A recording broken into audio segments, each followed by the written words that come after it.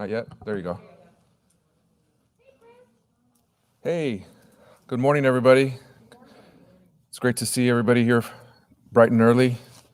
And I think we're ready to get started. I think we're live streaming already. So for anybody that's tuning in from around the country, around the world, welcome this morning to beautiful Delaware. We're happy to be here. After we were just talking this morning with some friends of ours from Delaware, it's been 2 years actually since the e-board first came out to visit the site. And I know the transitioned e-board came out again to come visit. And so it's great to finally be here face to face, obviously with a very strong virtual component. I want to welcome you and say good morning to you. My name is Enrique Aleman Jr. I'm the president of the Critical Race Studies and Education Association. And on behalf of the CRSEA e-board, I'd like to welcome you back to the family, welcome you back to this conference. And we're super excited about the program, and we're super excited to get the conversation started after a very good start yesterday, actually, from the Graduate Council. I'd like to give special note to Timberly, to Nate, to Angel, Larissa, Injong, Kathy, Oscar, Lorena, Sergio, Kenzo, Nicole, and my comadre over here, Erica. These are the folks that really have done the work over the last 2 years. And this would not be possible without their work. So those are the e-board members from our previous board and the transition board. We'll get a chance to know them a little bit more over the next couple days. I want to, before saying a few words with Erica, I want to first acknowledge and thank our partners here at UD, especially the University Diversity Initiative, the School of Education, the Dean's Office of the College of Education and Human Development, and two of our really good partners, Department of Human Development and Family Sciences Professor and Chair, Dr. Bahira Trask, and the Center for the Study of Diversity Representative, Dr. Rosalie Roland Dow. And so I'd like to welcome up to the stage and let them say a few words on behalf of the University of Delaware.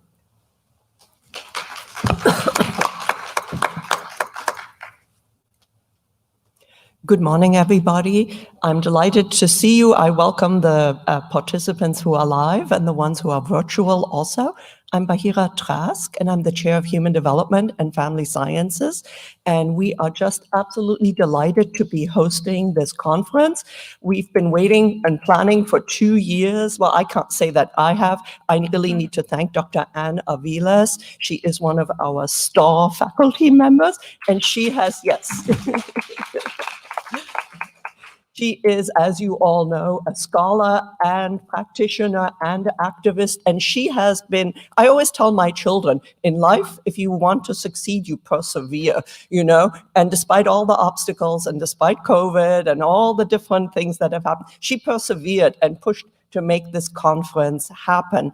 Our department is an interdisciplinary department, and it's sort of, we study a lot of different things, but the overarching philosophy is one of social justice and making the society, our society and societies around the world, better places for all individuals. And I think the work that every single person does in this association is really, speaks our language. And I have to tell you that I always remember, Anne has heard me tell the story multiple times, but I always remember her interview and her sitting in my office, and she started talking, and I said, "You belong in our department. You must come to Delaware because you speak our language." So I would like to welcome you and thank you, everybody, and have a wonderful conference. I can't wait to hear all the different sessions.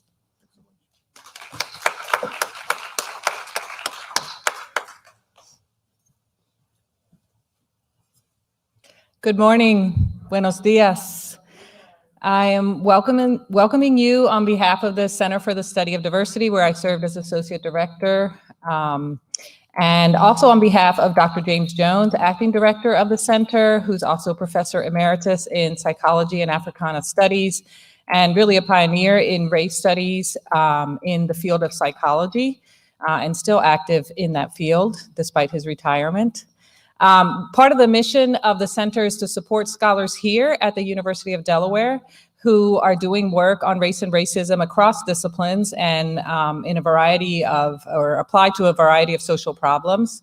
And also a regular activity of the center is to bring scholars on campus to share their work on race and racism, again, across disciplines. And of course, we haven't been able to do that over the last 18 months or so because of the pandemic. So I'm really excited that way back when we decided to support this conference, that like Bahira said, you've persevered in bringing the conference to Delaware. I think it's really important for us to have this particular conference here and to think about how critical race theory can inform our work in education across the state of Delaware. So welcome on behalf of the center, welcome to Delaware, and welcome to University of Delaware and to this particular conference. I look forward to engaging with you and to learning from your scholarship. Thank you. Bienvenidos. Thank you again, Dr. Trask and Dr. Rolondao, and Dr. Aviles. You know, I think this is a kind of the new model that for the association that's so dependent on volunteers. It's a small organization. It's a grassroots organization. To have partners like UD, I think is a model that we want to push forward. And so thanks for leading the way. I'd like to transition by bringing up the immediate past president, my friend, Dr. Erika Davila, who will talk a little bit about the transition that we've had over the last couple of years and her leadership. I mean, this would not have happened without her keeping us together over Zoom, periodic meetings, you know, having the stuff that we're going through in our own families, on campuses, in our own communities, and then keeping the organization moving forward, and always having that link, obviously, to Dr. Aviles and to UD, and that really made it possible. So I want to hand some time over to her to give some words of welcome.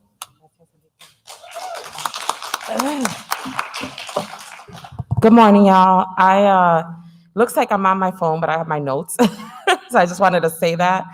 You know, I said a few words yesterday, but I'll just quickly say my start at CRSEA was back in 2004. They had just started a year before that. And I was a grad student, and I definitely found my academic home.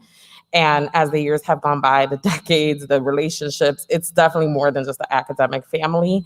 And we were really tested, like most of the world, last year. So for those of you that don't know, as Enrique said, we were here 2 years ago attempting to have a conference in May of 2020 when the whole world was upside down, literally.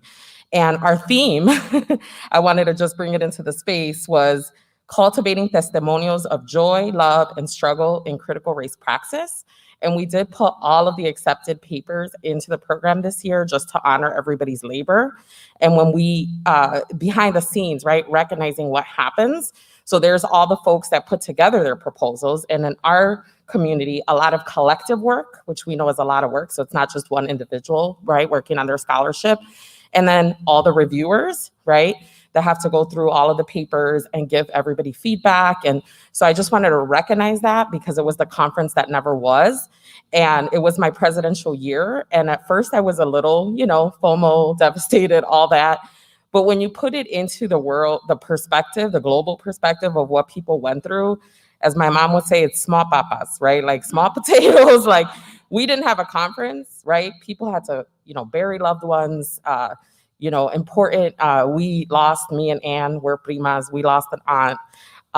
And it was really, really hard, right? Like to be in that moment. The what you want to do is be with your family, right? Hugging up on each other. And so just recognizing when you're going through it, thinking all across the globe, you know, people who couldn't be at their loved one's bedside when they gave their last breath, you know, mothers who were expecting, who were scared for their lives and their children's lives, people who were pushed out of their homes, and we could go on, right? So recognizing the devastation of what the whole world was going through, put this in perspective, right? Because sometimes it's like we think about our stuff that's happening and all of the work that goes into things. And I thought, it's just such an interesting thing to think about the actual theme and what those testimonials are, right? What are those narratives that are coming out of the pandemic that we're still in, right? Usually we would have an auditorium full of people, and I know we have lots of folks joining us online, which is beautiful, and I'm thankful that we have that opportunity to bring folks in that way and keep them safe wherever they are in the world.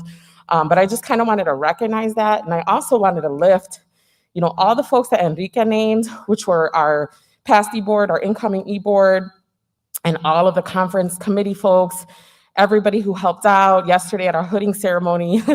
Tammy Ryan mentioned her first CRSEA conference, how she basically was like, what do y'all need? And she's, helping clean up. And that's kind of like the community that we are.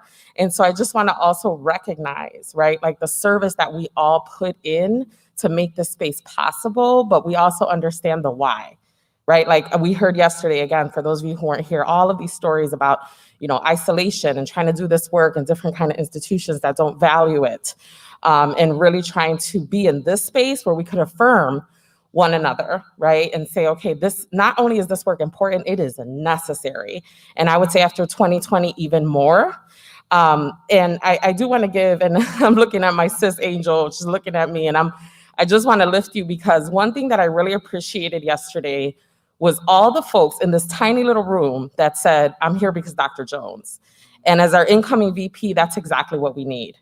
Like, we need people who continue to bring people in. One thing I love about the conference and the association, we tend to be about half graduate students, probably more right now. And we need to keep that going, right? We need to have senior folks talking to graduate students across the table all the time, right? And so that's one thing in our association we've been thinking about, what happens after and before the conference. And in this moment, we were pushed to think about that, right? So we did a lot of online stuff and trying to get people to build where they are. So that's something that we're thinking about too, right? Like what happens before and after the conference.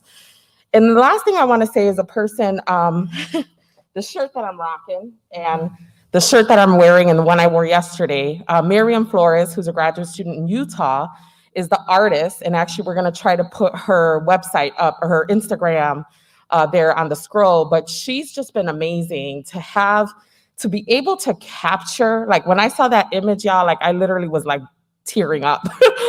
Both of them, the one that I'm wearing from 2020, that all our Ujima folks should have gotten, and there's still opportunity if people do want to get a shirt, and then the one from this year, right? Like the way she was able to, that old cliche of an image speaks 1,000 words, like when I saw that image, I was like, yes. And there's just so much depth to it, right? And so I just wanted to bring her into the space, right? As a young Latinx artist who's part of our community, and we're, literally wearing her stuff. So I just wanted to bring her into the space, and there's her info for those of you who want to look her up. So gracias. I'm going to hand it over to El Presidente here to get us moving along. Thank you, Enrique.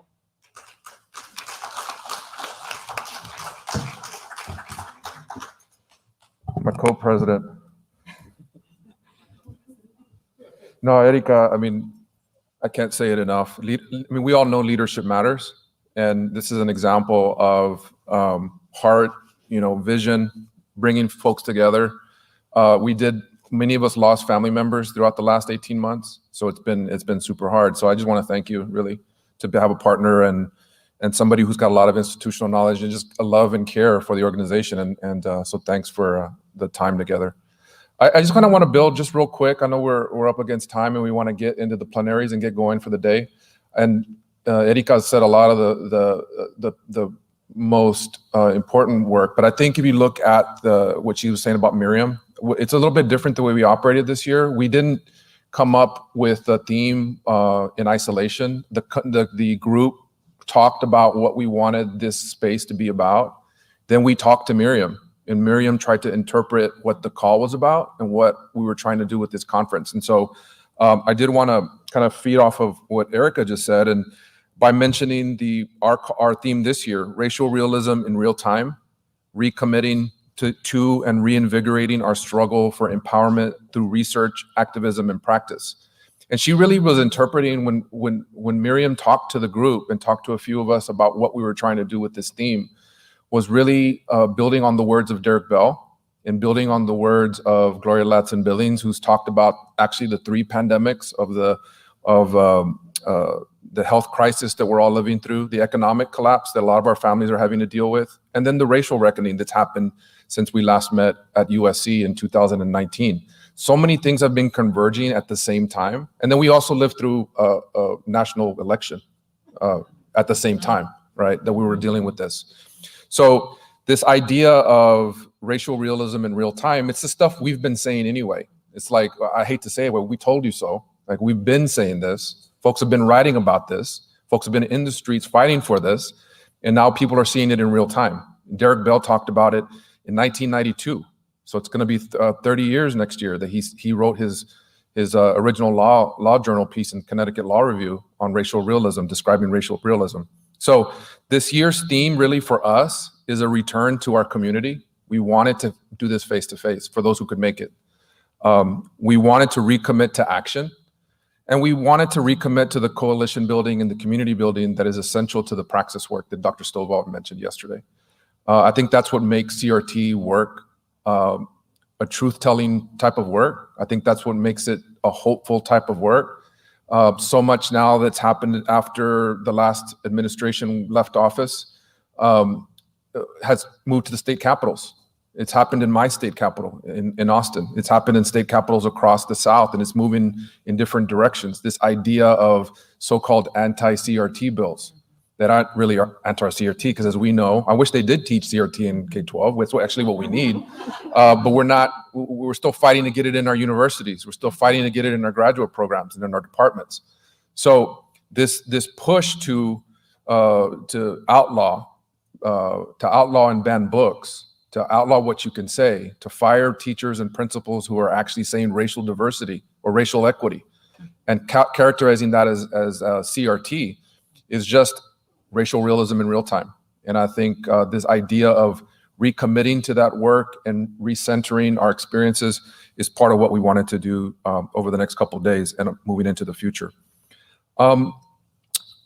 Additionally, I was really inspired by Stovall yesterday too. He was really talking and bringing up what Derek Bell talked about in 1992. He said this piece in his 1992 piece: "This new movement is appropriately called racial realism, and it is a legal and social mechanism on which Blacks can rely to have their voice and outrage heard." He also talks about there's no linear progress in civil rights, but rather a pattern of cyclical progress and cyclical regression. This CRT work, this racial realism work, has a goal of including an increased focus on economics. The fulfillment is possible through struggle. He talks a lot about struggle, that this work is about struggle. Despite lack of progress, he's saying an insistence of justice and truth. It's a truth-telling framework. He says, which requires that we shed reactionary attachments to myths that derive their destructive and legitimating power from our belief in them. So he is talking about the myth making that Stovall was really clear about yesterday. And so it's important for us as CRT scholars, as scholar activists, as scholar educators, as scholar leaders, to disrupt those myths, to challenge those myths that are happening every day. They're lies and they're misinformation, and people aren't doing the reading, right? And they're throwing CRT out there as the new boogeyman, right? And I think it's important that we continue to challenge very truthfully these myths. So what we are about, we always start from a racial realist point of view. That's what CRT work, that's what CRT scholars do. The centrality of racism, it's endemic, it's pervasive, it's historical, it's structural, it intersects with other forms of oppression. We analyze and critique the racial hierarchies that are embedded throughout the full US society. We understand that whiteness and white supremacy is manifested and normalized in policy, in discourse, in institutions, in our daily practice. We also challenge dominant ideologies that make up the majoritarian narrative.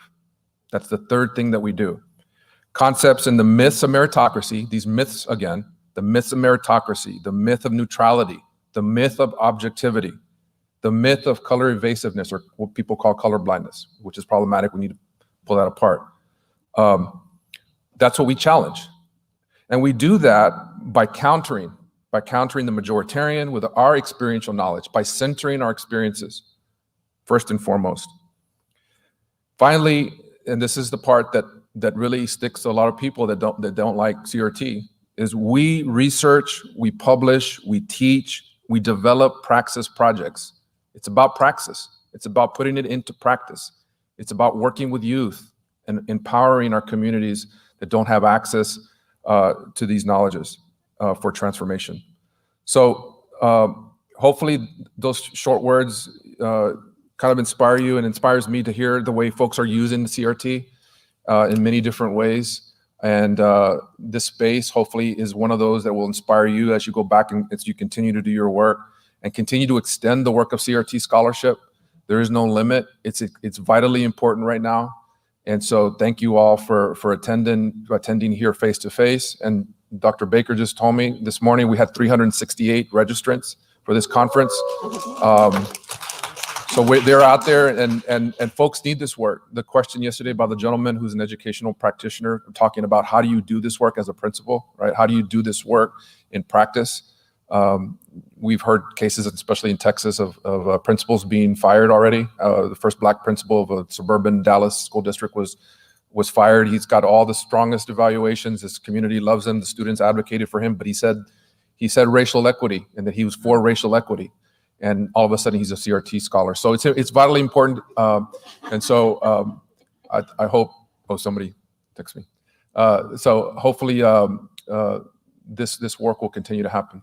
So I think we're ready to transition. I know there was one announcement. I don't know if you want to, Dr. Timberly Baker, who and her team, can we give her a round of applause? She's been one of the superheroes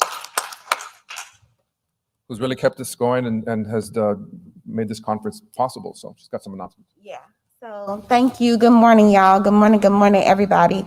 Thank you for being here in person. Thank you for being here virtually. Y'all, I am so excited about this whole thing. So I'll tell y'all, because we be direct.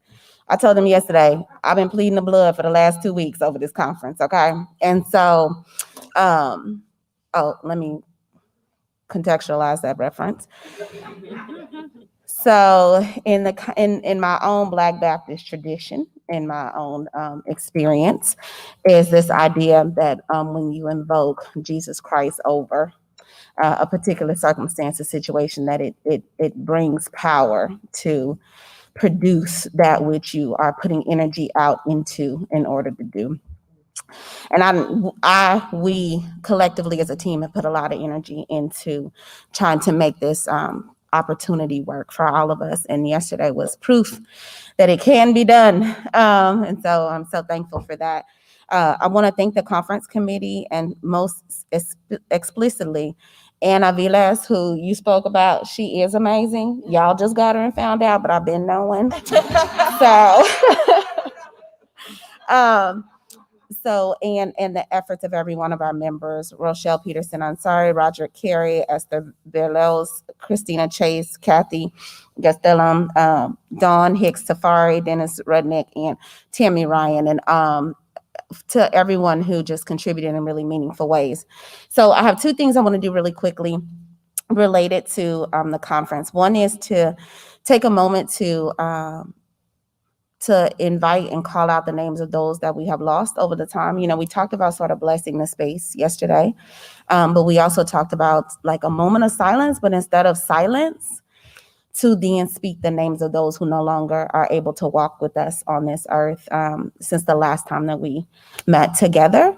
And so I just ask us to take a moment and then speak that name, whoever, or names, unfortunately, for some of us, right, the plural, of those persons, because we welcome them as well, right, as our strength, as those who have helped us in whatever that means for each one of us, and even online to drop that in the chat as well. So I know that's solemn, but I don't want to miss the opportunity for us to do that.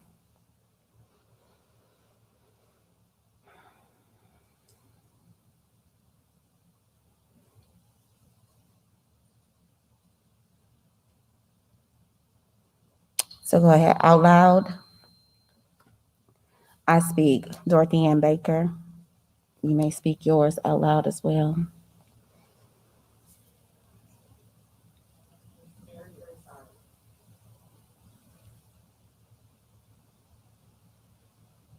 Okay, thank you. Okay, so I pull us back in, right, to the specifics of the conference and a few notes of administration things. So online, if you'll go there with me real quick, just to make sure, we had some questions about the program. So overall, whether you're joining us in person or virtually, your access to the to the program is through the CRSEA.org site.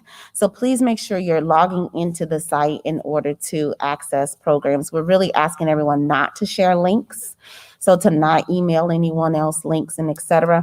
As you all know, in our efforts to keep our community safe this year, we want to minimize to the best of our ability, outside access to the Zoom links or to the virtual links. So once you log in, if you go up just a little bit, once you log in with your credentials, you'll see over on the side under quick links, the 2021 virtual conference schedule. This is where all the live links for accessing concurrent sessions, that's where your Zoom links and et cetera are, if you click on that. And it'll bring you to the document that you're looking at right now, which is the virtual conference schedule. For those of you also that you can then participate, t-shirt links, bookstore, all of that is in that document and it's all hyperlinked. So again, please log in each time in order to access that. And we are updating as we go, as issues happen or as people, need to move around.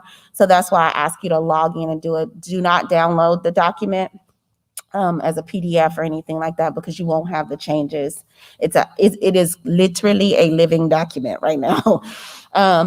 And then underneath that is the 2021 conference program. And this is our non-living document, beautifully done. It is our conference program. If there are any issues, I know, ain't it so fancy that it look like you could flip a page? I just love it. So if you do find any typos, issues, or concerns, you can email them to CRSEA.info@gmail.com. And we will update and take care of that post the conference, so that if there are any, that will reflect any changes that need to be made. Okay. With that, again, I invite y'all in peace and love. Yes, the bookstore is also available here on site out in the Clayton Hall lobby, and the bookstore is available online. There's a hyperlink that says bookstore. If you click on that, it'll take you to instructions in order to order all the same information and content that you would like. Additionally, there's a t-shirt link on the virtual conference schedule, so that if you would like this year's t-shirt, then you would be able to purchase it and have it sent directly to you. And I want to thank Dr. Angel Jones for that. And so you can also receive a t-shirt. And that's all I have for the good of the order. Thank you, Dr. Baker. Last week I was freaking out. I was like, is this going to work? And she was telling me like, it's going to be fine. It's going to work out. I just listen to Black women and you'll be all right.